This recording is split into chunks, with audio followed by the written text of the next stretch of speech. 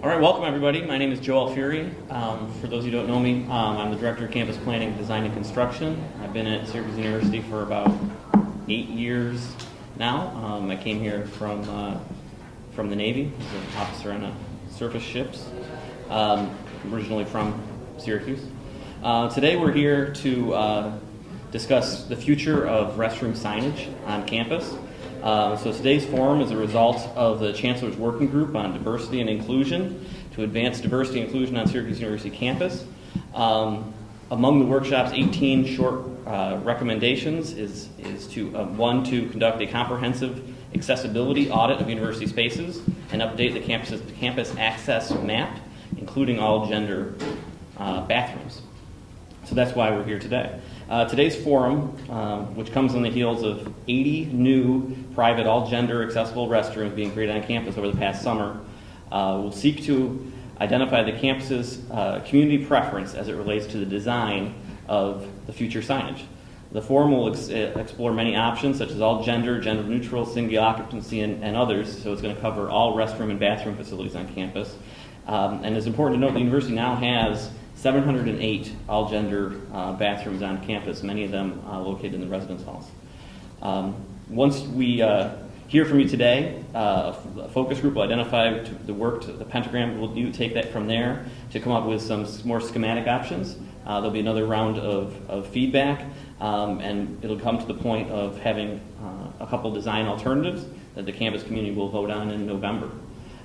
So today what we're going to present is what we would call a visual survey of college campuses, signage that you would see out there. One of the slides is one of the most recent variants of the signage that we have on campus here. But the purpose isn't to say any one is better than the other or to say any is worse than the other, but to elicit feedback, because there's definitely things here that you're going to see that people will respond to. And the intention is to get that feedback for Abby to take that feedback on board. Abby is from Pentagram. She'll be presenting the visual survey. And then from there, she'll develop sort of design concepts. And those design concepts will be reviewed, and we'll hone in on specific options from there. So with that, I'll turn over to Abby to present the visual survey. Hello, everybody. So I'm going to walk through, it's a quick visual survey. It's not super extensive. It's more to show you what the landscape is, both in the world of bathrooms and also what other universities are doing. And a couple of reasons that we started with this is that Syracuse has a really diverse community, and Pentagram, as the design firm that has actually just finished refreshing some identity elements and now moving on to wayfinding and signage, we want to make sure that it's such a sensitive issue, it's such an issue that touches something that's very personal, that we want to make sure the community is heard. So part of this is increasingly gender-neutral bathroom signage is seen as part of a welcoming experience, part of something that's a very personal experience to the person that's using the space. And universities are really at the forefront of moving this conversation in a direction toward gender neutral and inclusion. And over 150 universities have already tackled this, so it's great that you guys are thinking about this as you move forward with accessibility. So having said that, here's your current signage, and this is just one example on campus that we can see. There are a couple others if you walk around, other ways of approaching it. And then we'll go through some examples of how, in general, this kind of signage is being treated out in the world. So as Joe mentioned, none of these are necessarily our recommendation. We do have thoughts on, some may be better than others, but I won't tip our hand. I'll let the discussion happen. So here's a couple of examples, a couple more examples. You can see there's a tend toward iconography as opposed to figures representing gender. And then going forward, here are some examples from universities that are doing it, some doing it particularly well, others less so. One in New York City that actually got a lot of press when they did this. They were one of the first people to kind of make a statement using their gender-neutral restroom signage and moving toward just iconography and single occupancy, really focusing on what is in the room and not who's using the room. If anyone wants me to stop and we can look at any in more detail, let me know, but I'll just kind of scroll through the rest of these examples from various universities.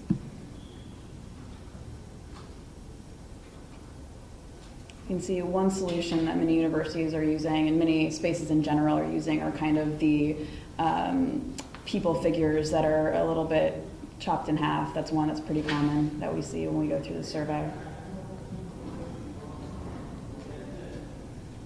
And another variation on just using iconography and not focusing on the person who is using it, but really just what you would find or do in the room.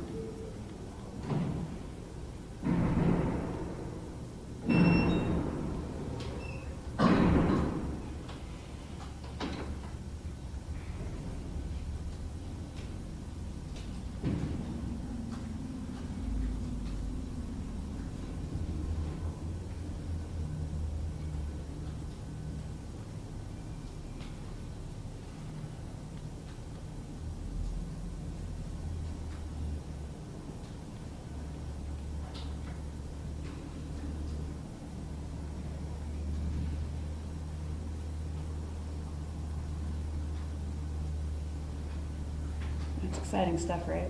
And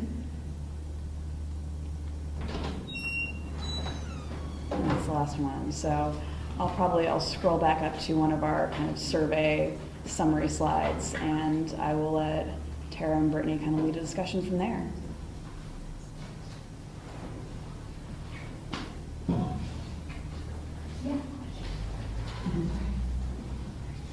So a couple of things that I'd just like to highlight from the top is, you see some trends towards the pictograms of what you would find in the restroom. You see, I think, what's a little bit more of a shift away from images of people as the sensitive view of that. You see a little bit of a mix of some using a lot of words, some using no words. You could see one example in there where it seemed like you needed a written description. You'd stand there for quite a while reading to try to understand what it's conveying. And then you see kind of the Cooper Union example, which is kind of a mix. It uses a little bit of text, a little bit of pictograms. So from here, we'll go through any one of these slides that caught people's attention. You want to take another look, you want to discuss, provide any sort of feedback, and I'll turn it over to Brittany and Tara. You guys could please go ahead and introduce yourselves. Excellent. Good afternoon, everybody. My name is Tara Pexkamp, and I'm the Director of Residence Life. And let me introduce my friend, just call her Rye.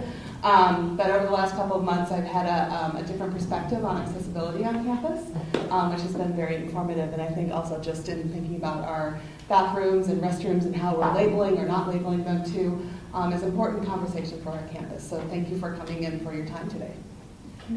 Hi everyone, my name is Brittany Kashat. I'm the Associate Director for the Lesbian, Gay, Bisexual, Transgender Resource Center on campus. My pronouns, which is like what I like to go by instead of my name, are they, them, theirs. So just so that you know that. I'm excited to be here today. It's my first week, my first week. First week, and she's doing a focus group with everybody. So one of the things, Brittany and I had like 2 minutes to kind of try and figure out what we're talking about right now.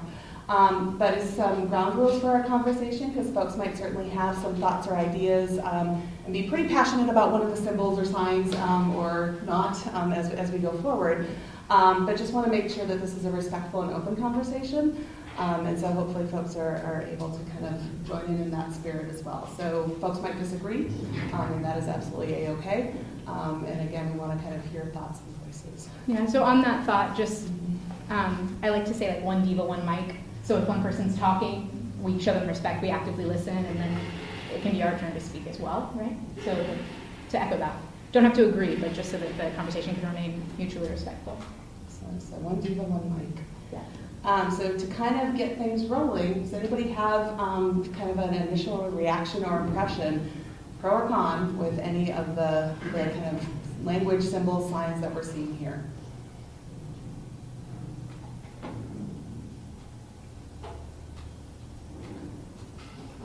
Need more information. Questions. Maybe we'll start with questions. Questions are good. So I guess I'll start maybe the elephant in the room type thing is, how is the decisions going to be made of what signs go in what bathrooms? So what's traditionally a men's room today and a women's room today, they all of a sudden all transgender bathrooms? That would be a function of the signage that is selected. That it depends on what the signage is, if it is indicative of a gender or not. That's actually a really good clarifying question, though, because I don't know either. Mm-hmm. Are we going to have multi-stall bathrooms that are gender inclusive or gender neutral, or is it only the single stalls? No, this effort for signage is for all restrooms on campus, Okay. including multi-use. Okay. That means today, men's rooms that are designated men's rooms will turn into multi-use bathrooms, and the same for women's rooms. Aaron, do you want to speak to that point? Sure. No, I don't think that we can change all restrooms on campus to gender neutral because we have existing building codes that we still must comply with. And those require actual, the building code hasn't really caught up with changing kind of social norms. And so we are trying to make as many restrooms on campus gender neutral while still maintaining compliance with other laws that we need to comply with, such as relevant building codes. And I think just for a comment on that as well, and certainly from a residential perspective, but even more broadly on campus, as we are a campus that is very diverse in multiple identities, certainly paying attention to faith traditions and religious practices, and that can have an impact as well on whether folks are able to choose what kind of bathroom that they want to use.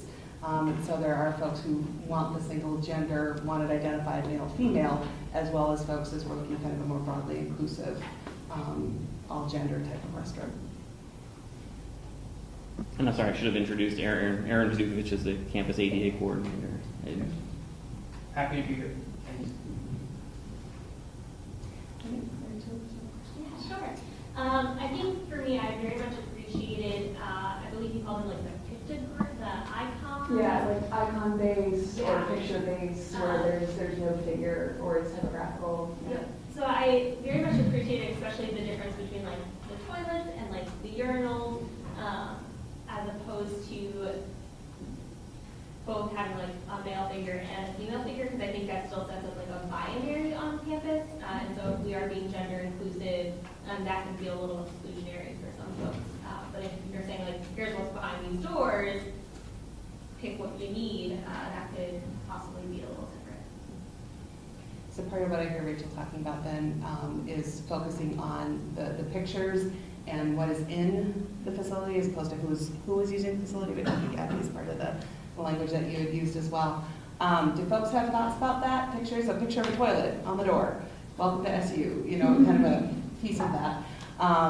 But I think it gets at more the focus of the room as opposed to who was using that room. Thoughts or reactions? Yeah, of course. Yeah. I wonder if that's clear to an international student or their parents that might be on campus. Yeah.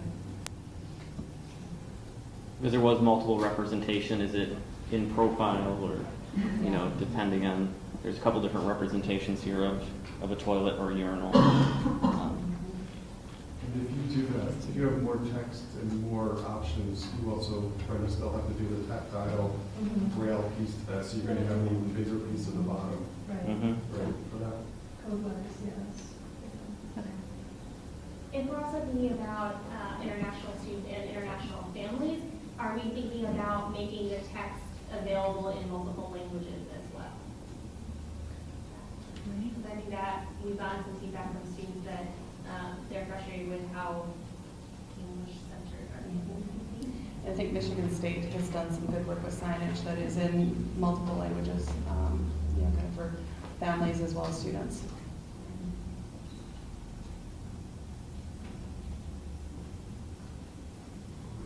Other thoughts?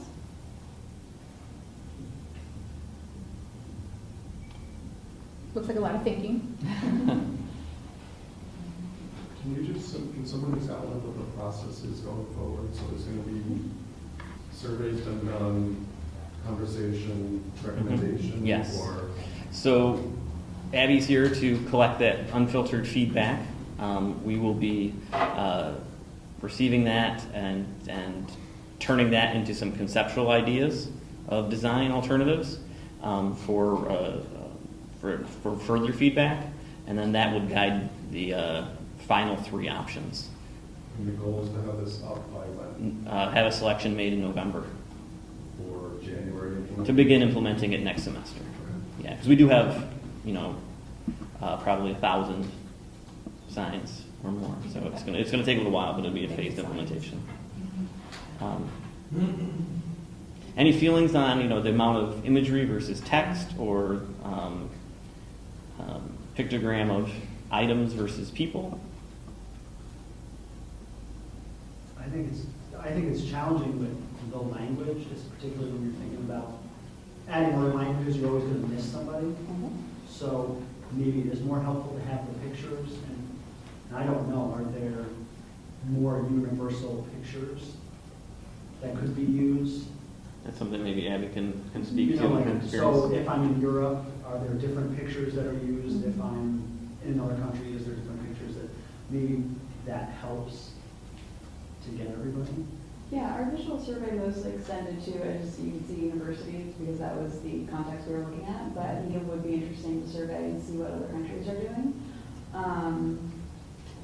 Somewhat well traveled. I feel like a toilet is vaguely universal, but I agree. I'm sure there's differences. University, Yeah. you just don't know what it looks like, and maybe that's easier. I worry about the language, and some people have said too, like about having to stand there and stare at it and look at it and think about it. Find your line. Right.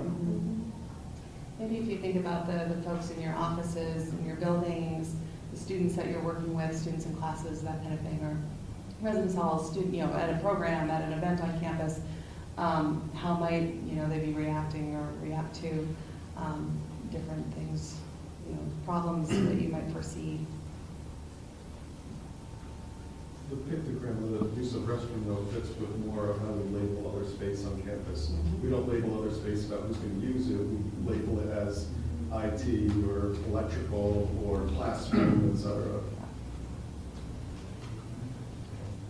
Do you have a comment? Yeah. So my question is about the Cooper Union model as sort of being the first. I mean, does that become a standard, or did people move away from it because it wasn't effective? I'm not sure if Cooper Union was the first, but it was the first to kind of make a statement with it. When they rolled it out, they had a press release and a big statement from the university president saying the reasons why we're doing this and the reasons they feel it's important for the campus community. So there was quite a bit of press about it, but no reaction at all really to it. It exists. People were generally pleased with it. The campus community was very happy with it. Is there one of these that is reflective of sort of a norm? I don't think there really is a norm. I think it's such a kind of fast-moving target that things are being developed, and that's why it is such a hot-button issue in the country right now. Strangely, bathrooms are a thing. But I think there's a chance, and that's why this focus group is so important. There's a chance to make a statement or be sensitive to those issues. What if folks think about a communication plan, like go big, just kind of do it? Any thoughts or reactions with that? I mean, communication out to the To campus stakeholders, students, faculty, staff, parents, trustees, or is it just there? I think one of the reasons that guest Chuck is asking, but I think it's important to be transparent about the process and say, these are the steps, this is what we're looking to do. The other piece of communication would be the point that was made earlier, is this all bathrooms, some bathrooms? The communication would help clarify that. I'm also thinking about the thought of people walking up and reading the signs for a bit. And I think that would definitely happen as we transition to these signs, but when you read a sign and you learn what that then means, I think people will figure out what bathroom indicates what. And so I think in the communication it could always be, hey, if you see these symbols around campus, here's what this means, so you don't have to stand awkwardly at the door as people are walking in and out. So it could be a, hey, heads up, here's what this new sign on campus means, here's what the symbols mean. I'm always for go big or go home and making a statement. I also recognize I'm not going to be the one getting the parent phone calls about it. You might be. Yeah. Well, yeah. And so it depends on, I think, if people are available to answer the questions and not cave to the pressure of alumni and folks who donate a lot more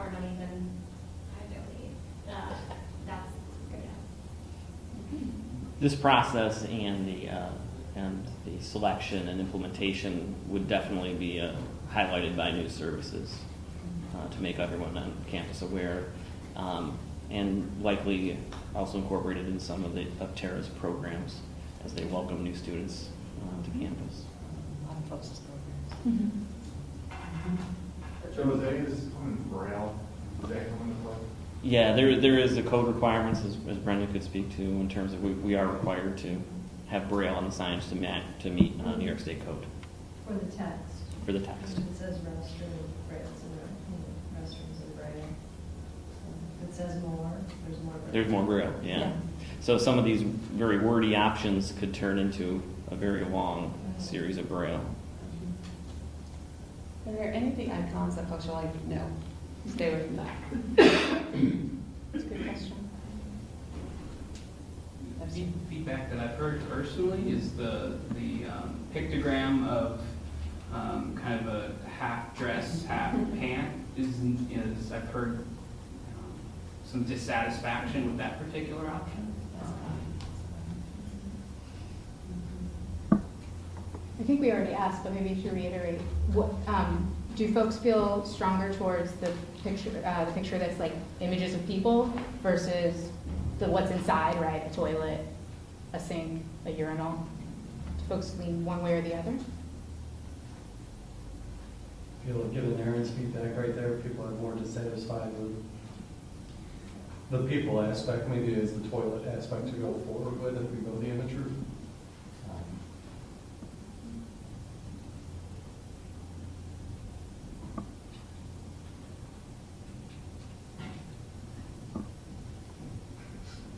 Can I go a little bit different direction?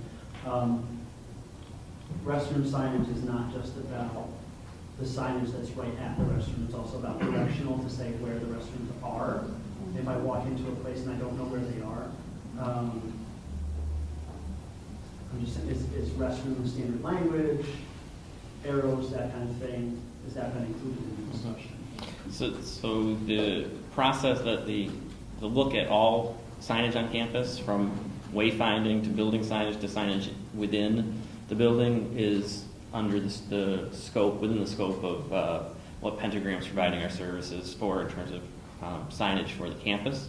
So the process by which this signage is selected would inform that process, Yeah, exactly. so that the signage directing you to the restroom would be congruent with the signage on the restroom. Yeah, we're doing a full wayfinding and signage update as part of this process. This process is coming earlier on because of the quick turnaround and because of the bit of a more sensitive topic than, say, street sign. But is it possible that the new restroom signs go in before the wayfinding signage goes in? We'd have to take a look and making sure that we pair things timely.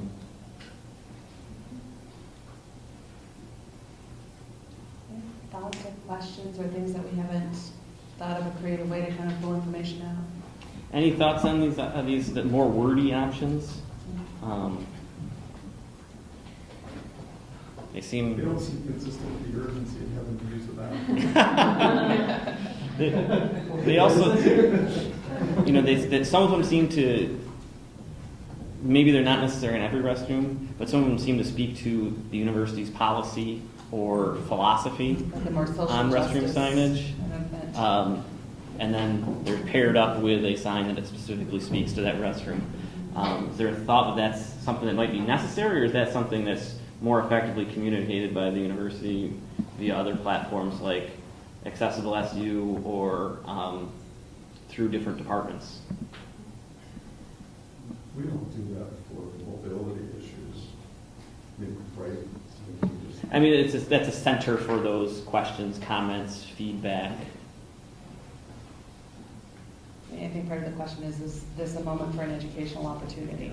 And if so, how do we do that? Because, Chuck, to your point, if you're standing there and you're like, you gotta go, you're not gonna see it anyway. But is there an opportunity for somewhere in the restroom or, to kind of point folks to what's an institutional value? Or this is why we're doing it this way.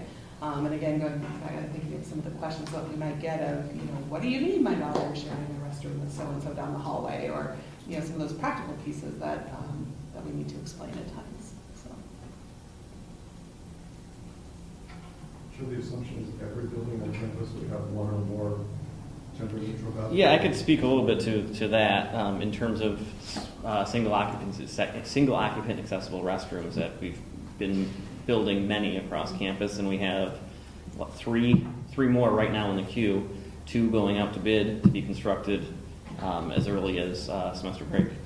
We're really at Syracuse University have been ahead of the curve particularly in our residence halls, where we have, I think, almost 600 of the 700 gender-neutral facilities are within our residence halls. And that also serves the purpose of making sure that you get the maximum number of people through those facilities when they need them. A lot of universities are catching up with us in that regard. Where we're catching up is more focused on the academic administrative buildings. And we've been picking away at that, mostly through sort of phased renovations of buildings. We've been adding accessible restrooms wherever we can. Usually it's adding 1 or 2, and then also looking at the multi-use restrooms and trying to, and by code often making those accessible in terms of dimensions mostly. So we're picking away at it. We're looking at in this semester break, adding an accessible restroom in Goldstein Student Center, which currently doesn't have one. Comstock Art, which currently doesn't have one. And we have a design underway right now, which we're hoping can catch up with those for a single occupant accessible restroom at the Shine Student Center, which currently doesn't have one. And that would be conveniently located right across the hallway from the newly moved Disability Cultural Center. So those facilities, we kind of, they're single occupant, fully accessible. They're, as we install them now, always have a door operator on them. So I think that a lot of other institutions are seeing what we're doing in terms of these restrooms and following our lead. But there is still catch up in certain buildings. Some buildings have seen more renovation over the year where we have driven and included these in the scope of those projects, and some of them haven't. So we're trying to catch up as best we can. But this pace, like I'm speaking of, 2, 3, 4 in a year, maybe a little bit more, we're pretty well on that pace across campus. I think it's also important just to point out that the benefits of gender-neutral restrooms, I think, are enjoyed by many different populations. You've got families with small children that can take advantage of gender-neutral restrooms. People with disabilities that may have a caretaker of the opposite sex. So it's not just a transgender issue. It's an inclusivity issue. And that's why we try to speak to them as single occupant accessible restrooms, that they're for, what you said, a big population. Erin, can you speak to the gender neutral term? We've heard some discussions about maybe that's not the right term, or maybe we're shifting away from that. And maybe we should have some discussion about that. I mean, I think I've heard gender neutral, I've heard all gender, I've heard, there's some other terms out there too. I think part of that is the goal of conversations like this is to get a better idea of what the campus community. And Megan, I can say that me and Brenda use the language single occupant accessible restroom, that it's for everyone, and we're not speaking to gender. I don't know if that's a good thing or a bad thing, but I personally think that's a sensible way to speak of it. It speaks to the function of the room. Yeah. Again. I do. Will this affect the restrooms in the locker rooms of the gyms? So that's a good question. It pairs a little bit with the talk of the Archibald, future Archibald renovation. That facility will have family. They're either single sort of accessible family facilities, usable facilities within the new gym. The existing Archibald gym does not. But that need has been considered in the design, and it is included in the design. I was just at the Ballsville YMCA last night with my kids in those rooms, and they're a lifesaver for people with a 3-year-old and a 5-year-old who are trying to get into swim lessons and get to dinner. And get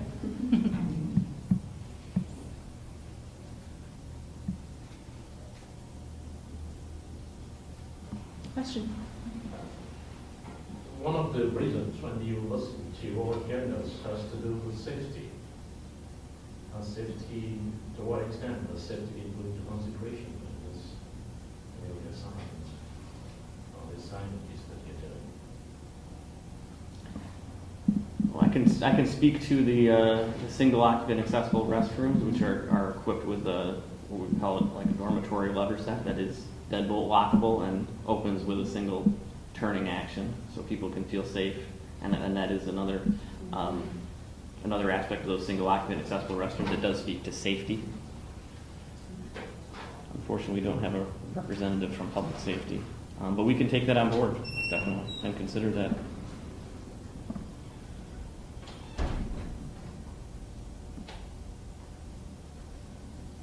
Read body language. I don't see anybody else who's like dying to ask a question or a comment. We'll try not to go with the signage up and it looks like something ripped off the wall and then hastily placed back over the hole. For those who are interested, this accessible standard logo in the state of New York only. Right now, correct me if I'm wrong, Brenda, it's a New York thing that uses a modified version of the accessible symbology with the intention of looking, active and participating. It's not as like a stationary figure.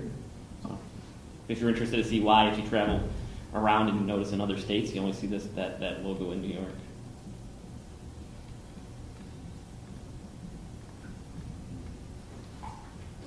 Here are some signs a little bit speaking to that, where you can find things, and it's something we want to explore a little bit more with pentagram. Wayfinding in the building is challenging. With things in buildings change very frequently, and we're looking at buildings that are now using more digital options. It's become much more flexible and possibly interactive, but at the same time, we need to make sure that it's accessible to everybody. And specific to this one, I can actually speak to this example because I took that photograph. That's actually a not permanent sign. That's just a sticker on a wall. And it went up in August, and they're starting to peel off already. So that's one aspect of this, and kind of how we'll move forward with the wayfinding to make sure that there are temporary and permanent solutions for wayfinding to these restrooms as well. I know ITS has also been looking at some app-based forms of communicating where things are, a wide range of everything from where you can go get lunch to where you can find a single occupant accessible restroom.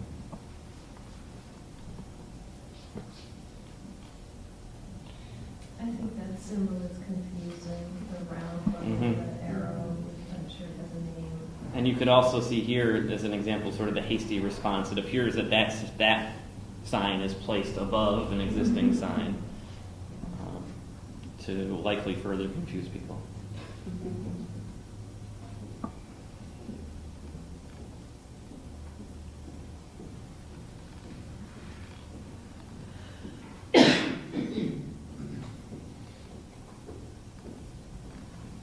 I think this one with the hand washing could be confused on the other pictograms. Is this only contains a sink? When the text speaks to that it's a restroom.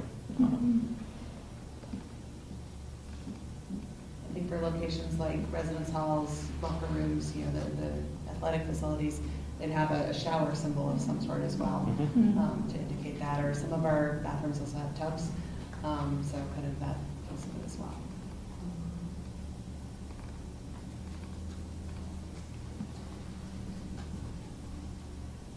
Megan, can you speak to this being put out to the community in was it on a webpage? Absolutely. So I think, as we're gathering feedback, your location for submitting any sort of private responses would be the Campus Framework website. And then that information would get filtered back to Joe and to the folks working on the signage. And then